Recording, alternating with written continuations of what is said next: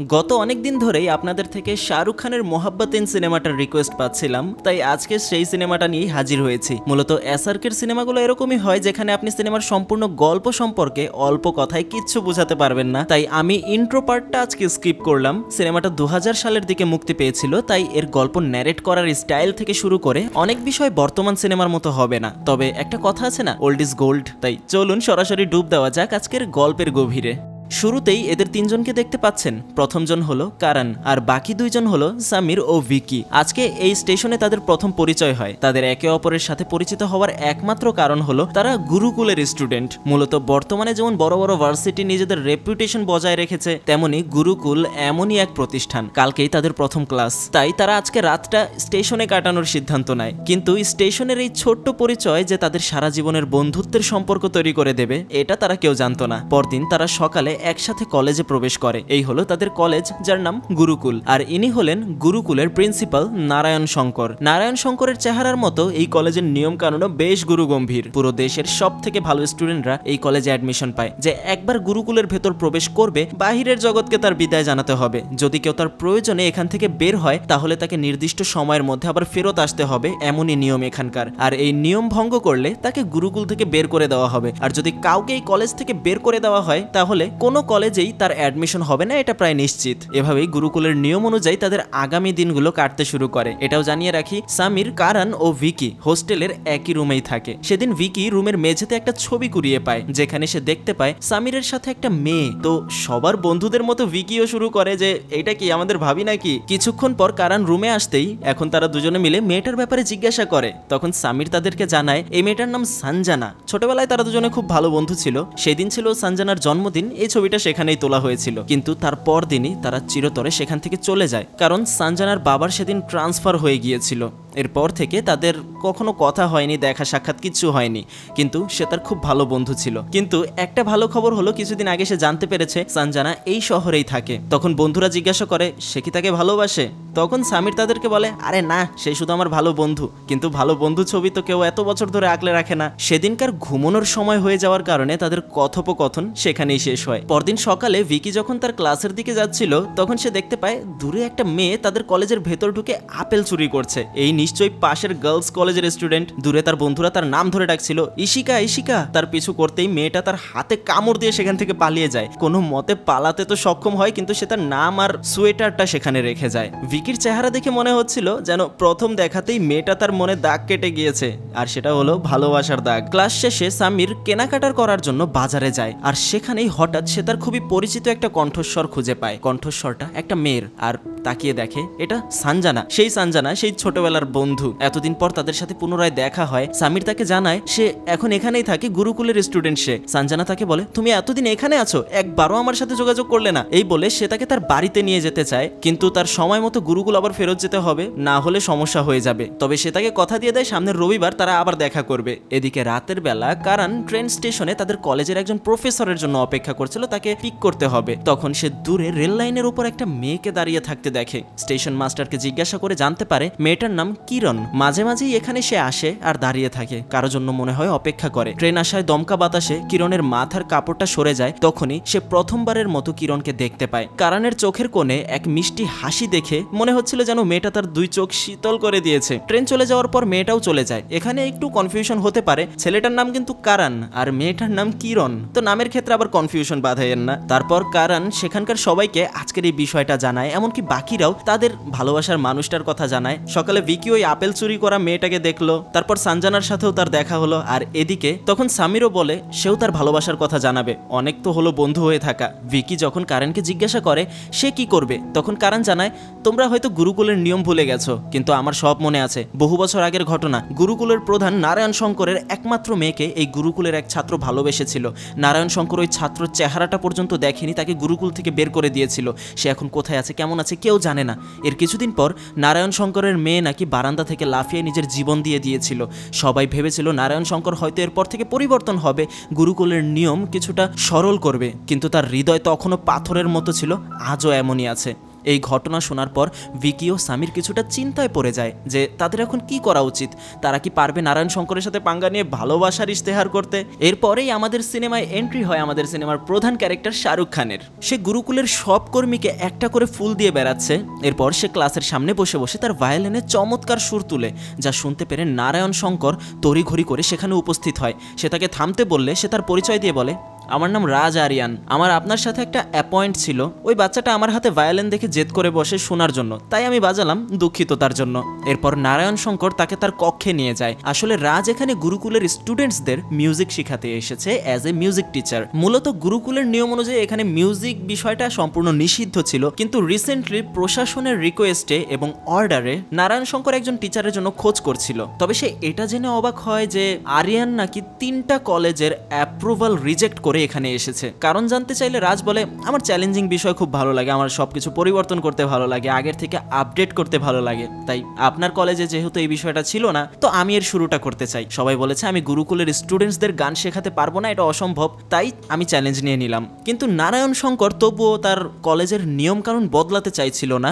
সে ভাবছিল যে প্রশাসনের সাথে কথা বলে সে তার কলেজের এই মিউজিক বিষয়টাকে বাদ দিয়ে দেবে, কিন্তু সেখানে সে আরও তাকে বোঝায় যে মিউজিক একটা মানুষের ব্রেইনের জন্য খুব ভালো একটা জিনিস, এতে বাচ্চাদের পড়াশোনায় ফোকাস হবে এবং তারা একটা বাড়তি বিষয় শিখতে পারবে। রাজের কথায় নারায়ণ শঙ্কর কিছুটা কনভিন্স হয়, তাই তাকে বলে, তোমার কাছে একদিন সময় আছে, যদি স্টুডেন্টসরা গান শিখতে আগ্রহী হয় তাহলে তোমার কিছুটা সম্ভাবনা আছে, তোমার এখানে চাকরি পার্মানেন্ট হবে, আর তা না হলে যদি তুমি তাদেরকে গান শেখাতে আগ্রহী করতে না পারো তাহলে এখান থেকে চলে যেতে হবে। তাই ক্লাস শেষ হওয়ার আগে রাজ কিছু চেয়ার মাঠের মাঝখানে একত্রিত করে এবং ছুটি হওয়ার পর ভায়োলিনের সুর তুলতে শুরু করে, যা দেখে কিছু স্টুডেন্টস সেখানে একত্রিত হয়, যার মধ্যে সামির, কারণ ও ভিকিও ছিল। এরপর দিন আরো 10 জন স্টুডেন্টস তার মিউজিক ক্লাসে বৃদ্ধি পায়। কথা মতো তার চাকরি ফাইনালাইজ করা হয়। এর সাথে নারায়ণ শঙ্কর আরো কিছু কথা জানায় গুরুকুল সম্পর্কে। বিগত 25 বছরে গুরুকুলে কোনো প্রকার পরিবর্তন আনা হয়নি, আর পরিবর্তন জিনিসটা তার খুবই অপছন্দ। আজকে রাজ একটা পরিবর্তন এনেছে, কাল অন্য কিছুর পরিবর্তন করতে চাইবে যা গুরুকুলের নিয়মের বাইরে, তাই সে তাকে সাবধান করে দেয়। প্রতিদিনের মতো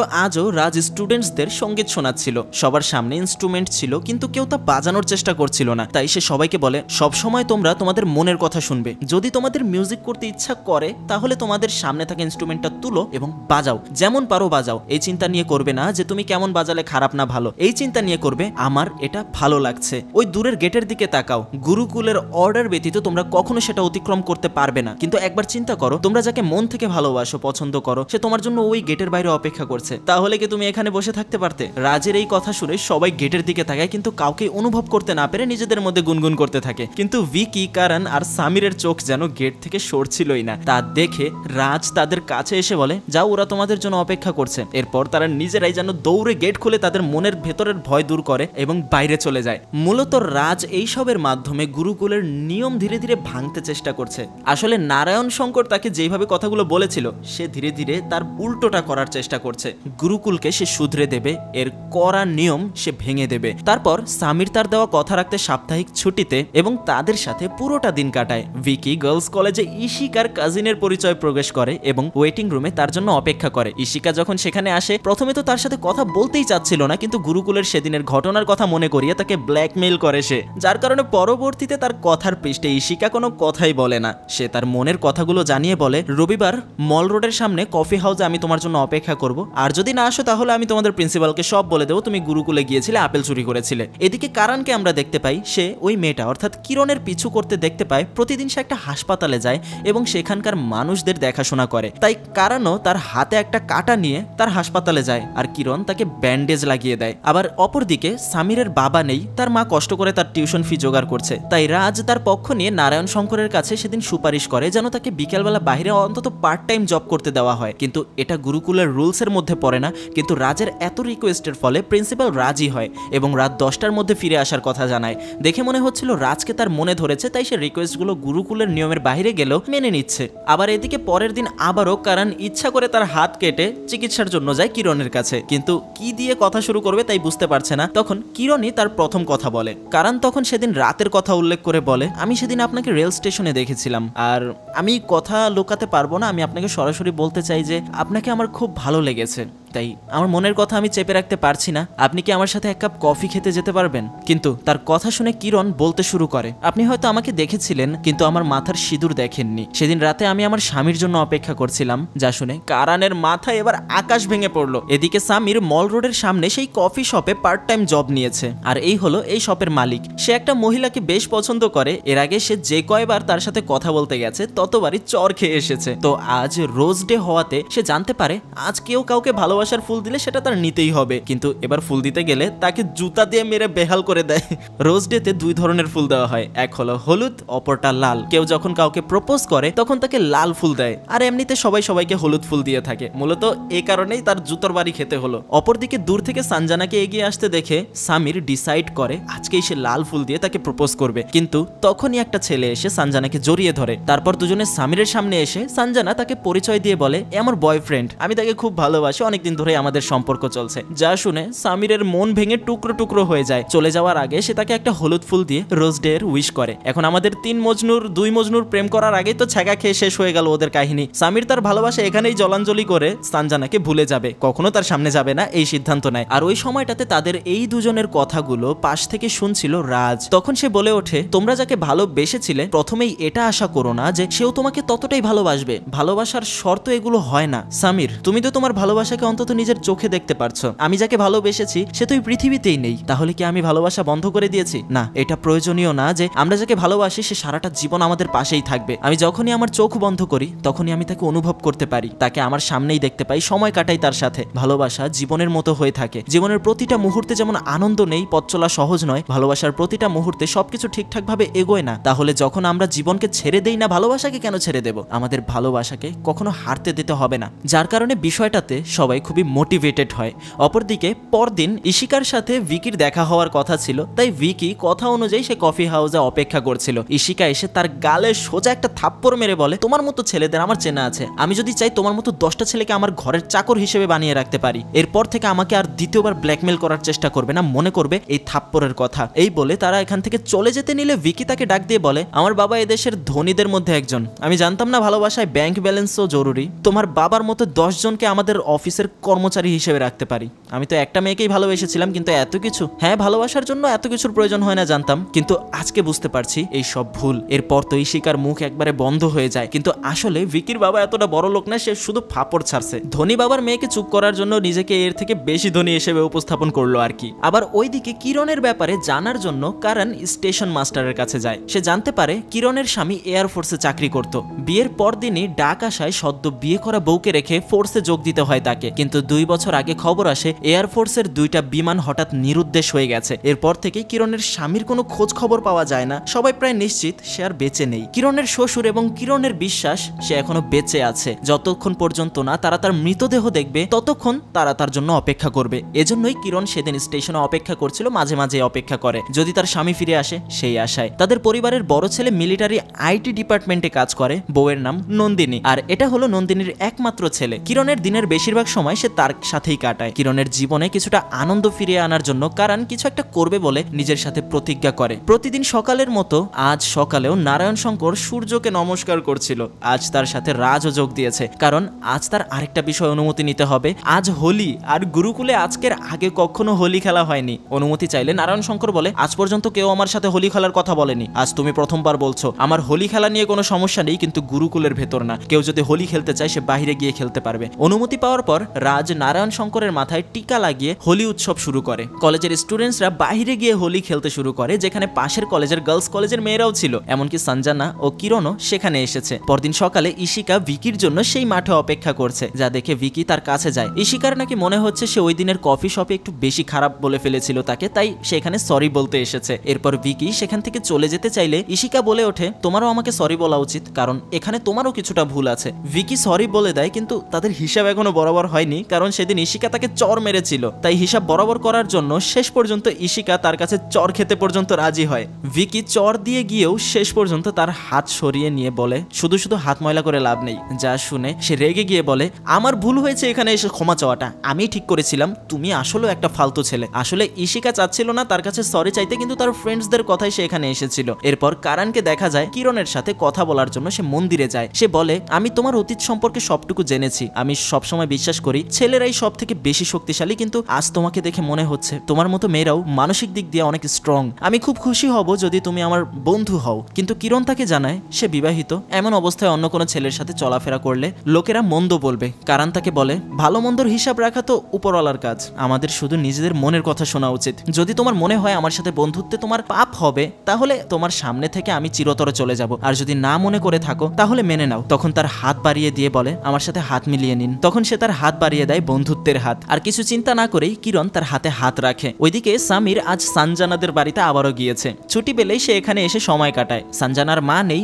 আজ তার বাবার তার প্রতিবেশী এক মহিলার সাথে ডেট করতে যাওয়ার কথা, তাই সে তার বউ অর্থাৎ তার মায়ের দেওয়া 20 বছরের পুরনো একটা ব্লেজার পরেছে। কারণ প্রতিবেশী মহিলার স্যুট কোট পরা লোকেদের বেশ ভালো লাগে, মানে লোকটা কেমন টাইপের একটু বুঝুন, একটু ইমপ্রেস করার জন্য আর কি। কিন্তু সানজানা সেই ব্লেজার খুলে একটা কালো কোটি আর ক্যাপ করে পাঠায়। কারণ যে তোমাকে সত্যিকারের ভালোবাসবে সে তোমার পোশাক গায়ের রং দেখে ভালোবাসবে না, তুমি যেমন সে তোমাকে তেমনই ভালোবাসবে। পরদিন সকালবেলায় নারায়ণ শঙ্কর কোনো একটা কাজে গুরুকুল থেকে 2 দিনের জন্য বাহিরে যাচ্ছিল। রাজ তখন একটা মিষ্টির প্লেট নিয়ে তার সামনে দাঁড়িয়ে বলে স্যার আজকে আমার জন্মদিন, আমি চাইবো এই জন্মদিনে আপনাকে মিষ্টি মুখ করাতে। কিন্তু নারায়ণ শঙ্কর মিষ্টি খায় না। আসলে মিষ্টি খাওয়ানোটা তার মূল উদ্দেশ্য না, মূল উদ্দেশ্য হচ্ছে আজ জন্মদিন উপলক্ষে সে গুরুকুলের স্টুডেন্টসদের একটা পার্টি দিতে চায়, তার অনুমতি নেওয়ার জন্য সে এখানে এসেছে।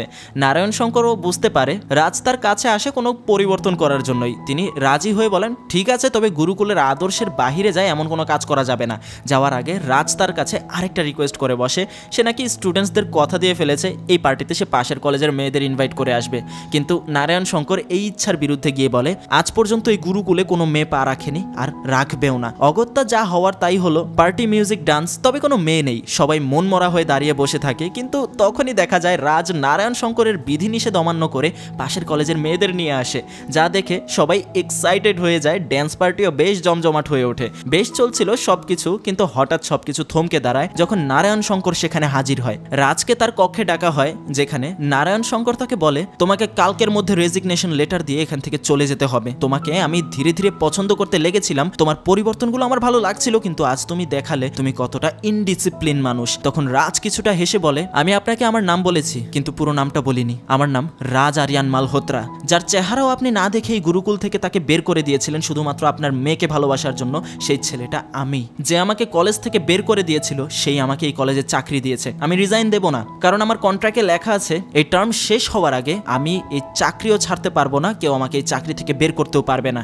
আর এই সময় শেষ হওয়ার আগেই আমি আপনার অহংকার, গুরুকুলের মানচিত্র দুটোই পরিবর্তন করে দেব। এটা আমার ওয়াদা, কারণ আমি চাই না যেন কোনো স্টুডেন্টস আমার মতো হোক, কেউ তার ভালোবাসার মানুষকে চিরতরে হারিয়ে ফেলুক। আর তাদের এই কথায় আমরা ধীরে ধীরে গল্পের পেছনের দিকে শুরু করি। এটা তাও 4 বছর আগের কথা। এই পুজো করতে থাকা মেয়েটা হলো মেঘা, নারায়ণ শঙ্করের একমাত্র মেয়ে। আজ তার জন্মদিন, কিন্তু তার বাবা সব সাধারণ দিনের মতোই আজকের দিনটি শুরু করে। এমনকি সে তার মেয়েকে উইশ পর্যন্ত করে না, আসলে তার মনেই নেই। তাই মেঘা তার জন্মদিনের কথা মনে করিয়ে দিয়ে বলে আজ আমার জন্মদিন, যা আপনি ভুলে গিয়েছেন। এর আগেও সে বেশ কয়েকবার ভুলে গিয়েছে, তাই সে তার মেয়েকে কাছে ডেকে তাকে উইশ করে আর তাকে বলে আমি হয়তো পৃথিবীর সব থেকে খারাপ বাবা। তখন মেঘা বলে না, আপনি সব থেকে ভালো বাবা। মেঘা তার মাকে ছোটবেলাতেই হারিয়েছে, তাই ছোটবেলা থেকেই সে তার মায়ের মঙ্গলসূত্র পরে আয়নাতে দেখে আর তার মায়ের কথা মনে করে। তার বাবা বাসায় ফেরার পর সে তার বাবার সাথে কথা বলছিল, তখন তার ফোনে কেউ একজন কল করে, কিন্তু সে কে এই জিজ্ঞাসা করলে সে জানায় সে মেঘার বান্ধবী প্রিয়া। এরপর সে তার বাবার জন্য কফি বানাতে চলে যায়।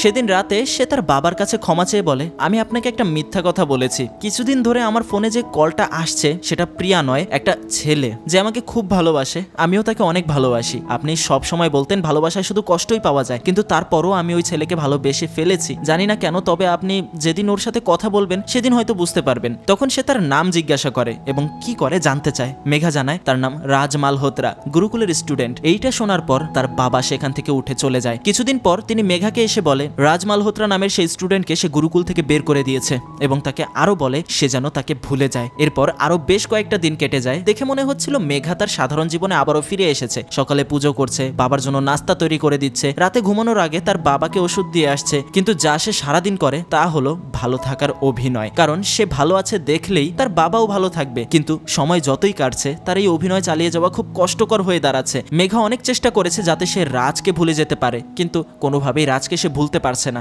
সে যেমন তার বাবার ইচ্ছার বিরুদ্ধে যেতে পারবে না, ঠিক তেমন রাজকে ছাড়া বেঁচেও থাকতে পারছে না। যতটা সে তার বাবাকে ভালোবাসে ঠিক ততটাই সে রাজকে ভালোবাসে। তাই শেষবারের মতো সে তার বাবাকে গুড নাইট বলে বারান্দা থেকে লাফ লাফিয়ে নিজেকে শেষ করে দেয়। এই ঘটনায় নারায়ণ শঙ্করের কষ্ট হলেও তার অহংকারে বিন্দু পরিমাণ ফাটল ধরে না। মেয়েকে হারানোর কষ্টের চেয়েও অহংকারের পাহাড় যেন তার এর থেকেও বড়। তারপর গল্প আবারও বর্তমান সময় ফিরে আসে। রাজ তার মিউজিক ক্লাসের প্রস্তুতি নিতে আসে, যেখানে নারায়ণ শঙ্কর তার জন্য অপেক্ষা করছিল।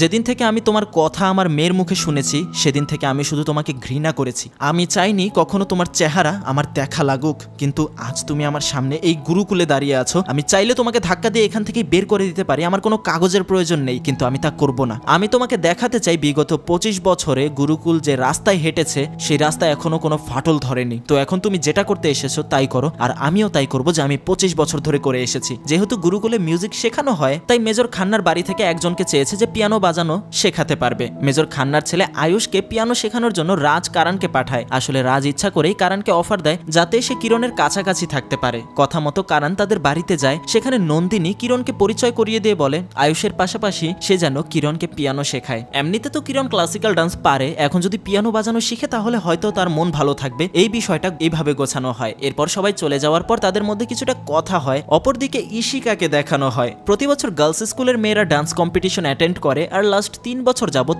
ইশিকা এই ডান্স কম্পিটিশন জিতে এসেছে। আর এবার টুর্নামেন্টের নিয়ম অনুযায়ী প্রতিটা পার্টিসিপেন্টদের ছেলেদের সাথে পেয়ার হিসেবে আসতে হবে। তাই গার্লস কলেজের প্রিন্সিপালের কথা রাখতে গুরুকুল থেকে রাজ ভিকিকে পাঠিয়েছে। সামনের 1 মাসে সে ইশিকার সাথে ডান্স প্র্যাকটিস করবে। যা শুনে ইশিকা তো পুরোই একদম না করে দেয়, কিন্তু সে তো হাত পা জোর করে তার কাছে অনুরোধ করে বলে ওর নাকি সারা জীবনের ইচ্ছা তার সাথে ডান্স করার। তাই না করতে চাইলেও ইশিকা একসময় রাজি হয়। এরপর তারা নিজেদের মধ্যে ফ্রেন্ডশিপ করে নেয়। এরপর কলেজে পূজার শেষে নারায়ণ শঙ্কর রাজকে ডেকে বলে যেহেতু সে এখন গুরুকুলেরই একটা অংশ তাই তার নিয়মগুলো মেনে চলা উচিত। এরপর সে তাকে বলে কালকে সে যেন পুজোর সময় বাহিরে দাঁড়িয়ে না থেকে মন্দিরের ভেতরে এসে বসে, কিন্তু সুস্পষ্টভাবে না করে দিয়ে বলে এই ভগবানের ওপর তার কোনো বিশ্বাস নেই। যে মেয়েটা তাকে এত বছর ধরে পুজো করতো সেই মেয়েটাকেই তার ভালোবাসার মানুষের থেকে দূরে সরিয়ে নিয়েছে, তাহলে কি লাভ ভক্তি করে। তারপর সে তাকে প্রসাদ দিতে চাইলে সে নিতেও মানা করে দিয়ে বলে আমি প্রসাদ নিতে পারবো না, প্রসাদ নিতে হলে আমার আপনার পা ছুতে হবে, যা আমি কখনোই করব না। তখন নারায়ণ শঙ্কর বলে সেদিন তোমাকে তিলক দেওয়ার বদলে না হয় আজ আমি তোমাকে আশীর্বাদ দিলাম, আর তোমাকে আমার পাও ছুতে হবে না।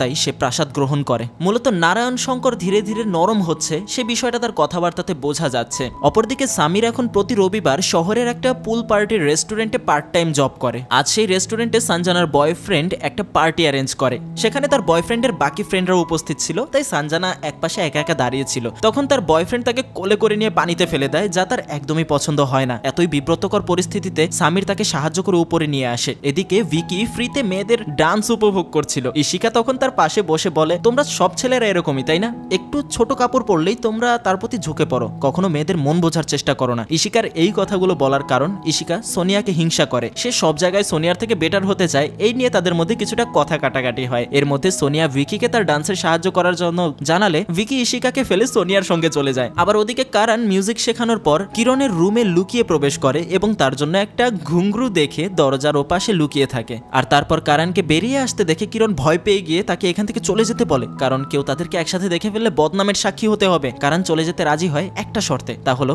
একবার সে যেন এই ঘুংরু পায়ে দিয়ে তাকে নেচে দেখায়, তাহলেই সে চলে যাবে। কিন্তু সে তো নাচ বন্ধ করে দিয়েছে অনেকদিন আগেই। তারপরেও সে তাকে বলে এক বন্ধু হিসেবে আমি তো এতটুকু চাইতেই পারি, তাই আমি ছাদে তোমার জন্য অপেক্ষা করব। রাত হয়ে যায়। এদিকে সামির সঞ্জানার সাথে কথা বলে তার মন ভালো করার চেষ্টা করছে। সঞ্জানা তাকে জিজ্ঞাসা করে তার আজ এই অবস্থা হওয়ার কারণ কি। তখন সে তার গায়ের ব্লেজারটা সরিয়ে দিয়ে বলে এটাই আমার ভুল ছিল, সঞ্জানা আগে এরকম ছিল না, এই পোশাকে তাকে মানায় না। সঞ্জানা তেমন হওয়ার চেষ্টা করেছিল যেভাবে তার বয়ফ্রেন্ড তাকে দেখতে চেয়েছে, এই পরিবর্তন হওয়াটা তার ভুল। তখন সঞ্জানার বলা তার বাবাকে সেই কথাগুলো সামির ফিরিয়ে দিয়ে বলে কেউ তোমাকে ভালোবাসবে তোমার পোশাক দেখে নয়, তোমার মন দেখে। যে তোমার পোশাক দেখে ভালোবাসবে সে তোমাকে সত্যিকারের ভালোবাসেই না। সঞ্জানা বুঝতে পারে এই মিথ্যা প্রেমের পেছনে ঘুরে সে তার নিজেকেই হারিয়ে ফেলেছে। তাই সে তার মাথা সামিরের বুকে নিয়ে কান্না করতে করতে বলে তুমি আমার সব থেকে কাছের বন্ধু। এদিকে রাত হওয়ার পর কিরণ ঘুংরু পরে ছাদে আসে, যেখানে কারণ তার জন্য এখনো অপেক্ষা করছিল এবং তাকে নেচে দেয় এবং কিরণ তার কথা রাখে। আসলে এখানে কিরণের যে হাসিটা সেটাই সে দেখতে চেয়েছিল। কিরণের আনন্দে সেও আনন্দিত হয়। নাচের শেষে কিরণ তাকে জড়িয়ে ধরে। আবার আজ সকালে যেহেতু ভিকির সাথে ইশিকার তর্ক হয়েছিল,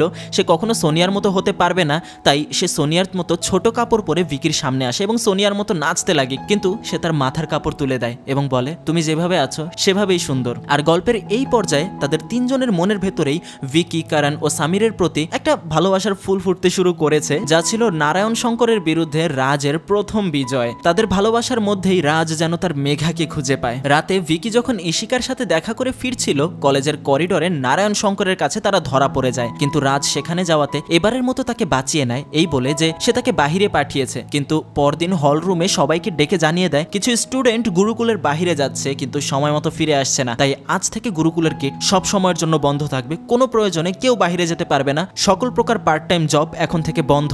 আর এই আদেশ ভঙ্গ করে কেউ যদি বাহিরে যায় এবং ধরা পড়ে তাহলে তাকে গুরুকুল থেকে বের করে দেওয়া হবে। নারায়ণ শঙ্করের এই সিদ্ধান্ত নেওয়া একমাত্র সামির, কারণ ও ভিকির বাহিরে যাওয়া বন্ধ করতে, এবং রাজকে সবার চলে যাওয়ার পর স্পষ্ট জানিয়ে দেয় আর কেউ যদি এই নিয়মের বাহিরে যায় তাহলে হয়তো গুরুকুলে আর কেউ মিউজিক শেখানোর মতো থাকবে না, এই হুমকি তাকে দিয়ে দেয়।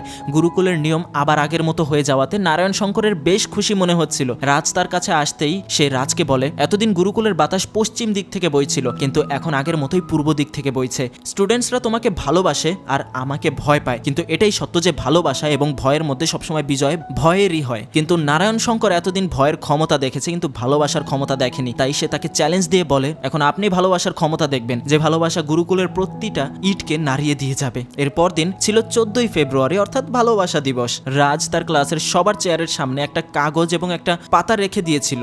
সবাই উপস্থিত হওয়ার পর রাজ বলে ওঠে আজ ভালোবাসা দিবস, আর এই ভালোবাসার দিনে আমি তোমাদের ছোট্ট ভালোবাসার গল্প শোনাবো। এই গল্পটা গুরুকুলেরই একটা সাধারণ ছাত্রের গল্প। আজকের দিনেই সে সিদ্ধান্ত নেয় যে কোনোভাবেই আজ সে তার ভালোবাসার বহিঃপ্রকাশ করবে। সেই মেয়েটা পিকনিকে যাওয়ার জন্য তার বান্ধবীদের সাথে দাঁড়িয়েছিল, হাতের কাছে কোনো কাগজ না পেয়ে একটা পাতার মধ্যে সে তার ভালোবাসার কথা জানিয়ে সেখানে থাকা এক বাচ্চাকে ডেকে ওই মেয়েটার দিকে সেই ছেলেটা ইশারা দিয়ে আসতে বলে। ঠিক তখনই সেইখান দিয়ে গাড়ি যাওয়ার কারণে ছেলেটা মেয়েটাকে ঠিক করে দেখতে পারছিল না। যতক্ষণে শেষ গাড়িটা পার হয় ততক্ষণে সব মেয়েরা গাড়িতে উঠে গিয়েছে। বাচ্চাটা ওই পাতাটা নিয়ে ছেলেটার কাছে ফিরে আসে, যে পাতার উল্টো পাশে লেখা ছিল তোমার কাছে এই শোনার জন্য কতদিন অপেক্ষা করেছি। যতক্ষণে ছেলেটা সেই কলেজের গাড়ির সামনে যায় ততক্ষণ এই গাড়িটা সেখান থেকে চলে যায়। হতাশ হয়ে ছেলেটা তার ব্যাগ মাটিতে ছুঁড়ে ফেলে, কিন্তু পরক্ষণে দেখতে পায় মেয়েটা বাসে না উঠে সেখানে বসেছিল। আর একটুও সময় নষ্ট না করে ছেলেটা মেয়েটাকে গিয়ে জড়িয়ে ধরে। আর এখানেই আমাদের এই ছোট্ট গল্পটা শেষ হয়ে যায়। স্টুডেন্টসরা এর সামনের গল্পটুকু জানতে চাইলে রাজ বলে গল্পের বাকিটা তো আমাদের সবাই জানা। এই গল্পটা ওই স্টুডেন্টের যাকে এই গ্রুপ থেকে বের করে দেওয়া হয়েছে, যাকে তোমরা হয়তো অজ্ঞাত কোনো প্রেমিক নামে চেনো, যে তার ভালোবাসার জন্য সবকিছু ছেড়েছে, যার প্রতি তার ভালোবাসা দিন দিন বেড়েই চলেছিল। তখন কিছু স্টুডেন্টস জিজ্ঞাসা করে তাহলে আপনি ওই ছেলেটা সম্পর্কে এত কিছু কিভাবে জানেন? রাজ তখন তার ভায়োলিনের বক্সটা গুছিয়ে বাইরে চলে যায়, যার ভেতর ছিল সেই পাতাটা যেটা আজও আগলে রেখেছে সে। এখানে লেখা ছিল dear Megha I love you. পাতাটা দেখে সবাই রাজকে স্যালিউট জানায়। এরপর সবাই তাদের ভালোবাসার কথা শুকনো পাতায় লিখতে শুরু করে। ভিকি, কারণ ও সামির তার ভালোবাসার কথা জানাতে বেরিয়ে পড়ে। কোনো নিয়ম মানে না। ভিকির প্রপোজ করার সাথে সাথে ইশিকাও তাতে রাজি হয়ে যায় এবং তাকে জড়িয়ে ধরে তার কাছে চলে আসে। আর সামির তার ভালোবাসার কথা একটা পাতায় লিখে একজন লোককে দিয়ে সানজানার কাছে পাঠায়। সেখানে থাকা লেখাগুলো পড়ে সানজানার চোখে পানি চলে আসে। একটা ছেলে তাকে এতটা ভালোবাসে কিন্তু এতদিন তাকে বলেনি, তারপরও সানজানা তাকে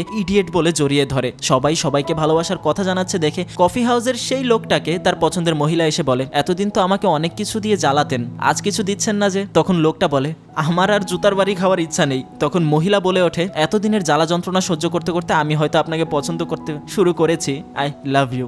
আর এই কথার ভার সইতে না পেরে সে ধপ্পাস করে মাটিতে পড়ে যায়। সে আবার স্বপ্ন টপ্ন দেখছে না তো। কিন্তু কারণের ক্ষেত্রে ঘটনাটা পুরো উল্টো হয়। সে কিরণের সাথে কথা বলতে গেলে কিরণ তার কোনো কথা না শুনে তাকে সারা জীবনের জন্য তার থেকে দূরে চলে যেতে বলে। সে হয়তো ভিতরে ভিতরে কারণকে চাইতে শুরু করেছে, তাই সে এই কাজটা করছে। কারণ সে বিবাহিত একটা নারী, তার হাজবেন্ড মৃত নাকি জীবিত এই বিষয়টাও সে জানে না। সে কিভাবে তাকে মেনে নেবে? কিন্তু কারণ তার হাত ধরে বসে আমার কথাটা তো শুনে যাও। এখন পিছন থেকে তার শ্বশুর ধমকের সুরে ডাক দিয়ে বলে আমরাও শুনি তুমি কিরণকে কি বলতে চাও। কারণ তার বুকে সাহস নিয়ে বলে ফেলে সে তাকে ভালোবাসে এবং তার বিশ্বাস কিরণও তাকে ভালোবাসে। এই কথা শেষ করার আগেই কিরণ তার গালে একটা চড় মেরে বসে। কিরণের শ্বশুর বলে তোমার উত্তর আশা করি পেয়ে গিয়েছো, তো চলে যাও এখান থেকে। কারণ বেরিয়ে যাওয়ার সময় তার বান্ধবী নন্দিনী তাকে ডাক দিয়ে বলে একটু দাঁড়াও। এরপর সে কিরণের কাছে গিয়ে তাকে বলতে লাগে সে কি কারণকে ভালোবাসে না, কিন্তু কিরণ তার কোনো কিছুরই উত্তর দেয় না। কিছু না বলেই সে উপরে উঠে যায়। আজ প্রথম সে তার শ্বশুরের কথার উপর কথা বলে, যার জন্য কিরণ প্রতিদিন সকালে মাথায় সিঁদুর দেয়।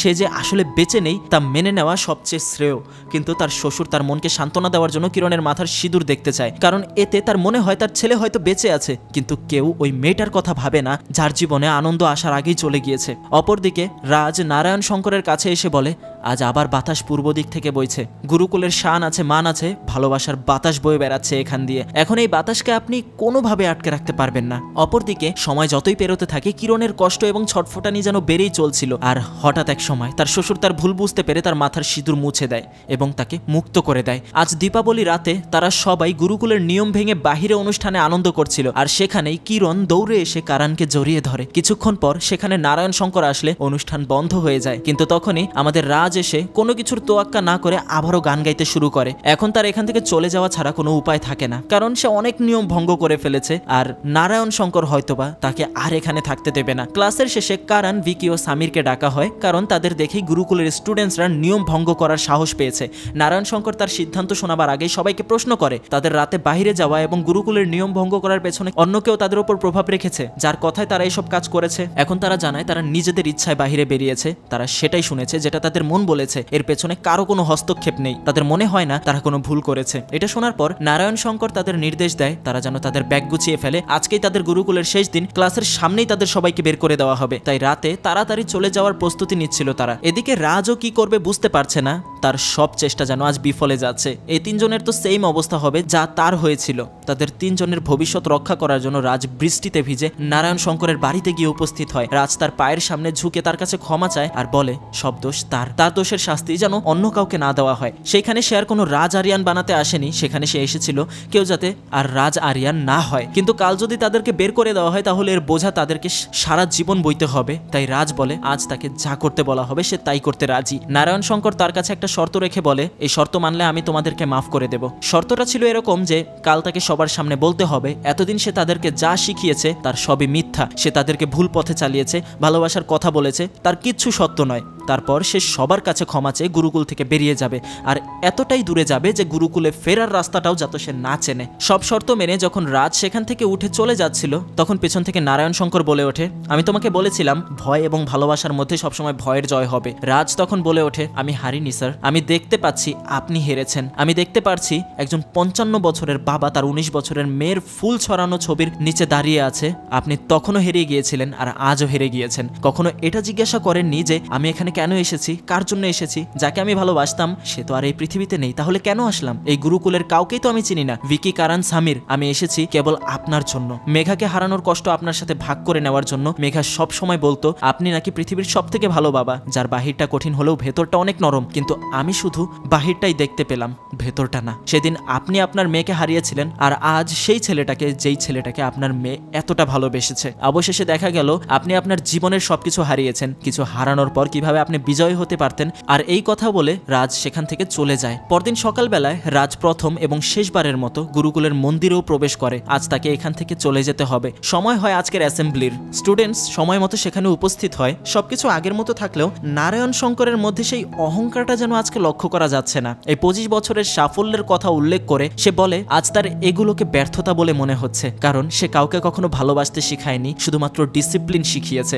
কিন্তু আজ তার মনে হচ্ছে সে ভুল করেছে। এই চোখ খুলে দিয়েছে রাজ আরিয়ান, যাকে সে কখনো গুরুকুলে দেখতে চাইতো না, সে তাকে পরিবর্তন করেছে। তাই সে আজকে এই গুরুকুলের প্রিন্সিপাল পদ থেকে ইস্তফা জানাচ্ছে এবং তার পরিবর্তে সে রাজ আরিয়ানকে এই গুরুকুলের প্রিন্সিপাল হিসেবে ঘোষণা করে। একমাত্র রাজ আরিয়ান পারবে গুরুকুলের প্রত্যেকটা স্টুডেন্টসদের মধ্যে ভালোবাসা ছড়িয়ে দিতে। আর এই বিষয়টায় রাজ একদম অবাক হয়ে যায়, কারণ সে কখনো এটার আশা করেনি। বাকি ছাত্ররাও খুব খুশি হয় এতে। এরপর থেকে গুরুকুলের চিত্রই পাল্টে যায়। গুরুকুলের গেট এখন সবসময় খোলা থাকে। আরো অনেক নিয়ম ছিল যেগুলো পরবর্তীতে বন্ধ হয়ে যায়। এখন থেকে 2 হাত বাড়িয়ে সূর্যকে আলিঙ্গন করা হয়। এখন থেকে হোলির গান গুরুকুলের বাতাসে উড়ে বেড়ায়। রাজ, মেঘা ও নারায়ণ শঙ্কর একসাথে তাদের দিনগুলো উপভোগ করছে এমন মনে হচ্ছে। আর এখানে আমাদের আজকের গল্পটা শেষ হয়। শাহরুখ খানের অন্যান্য সিনেমাগুলোর সাথে তুলনা করতে গেলে এই সিনেমাটা একটু অন্যরকম। পার্সোনালি আমার এক্সাইটমেন্টের একটু অভাব পেয়েছি আমি এখানে। তো আপনার আসলে কিরকম লাগলো সেটা আপনি কমেন্ট করে জানাতে পারেন। ভালো লাগে থাকলে তো লাইক করবেন, আর কমেন্টে জানান আপনার মতামত। ভিডিওটা শেয়ার করে দিন আপনার অন্য কোনো বন্ধুর সাথে যে নাকি শাহরুখ খানের সিনেমা পছন্দ করে। আর এই যে স্ক্রিনে আরও একটা ভিডিও ভেসে উঠেছে, এটাও শাহরুখ খানের সিনেমা। আর নয়তো বা ডান পাশে আরেকটা ভিডিও আছে, এটাও দেখতে পারেন। যেটা মনে চায় ক্লিক করে দেখা শুরু করুন। ধন্যবাদ।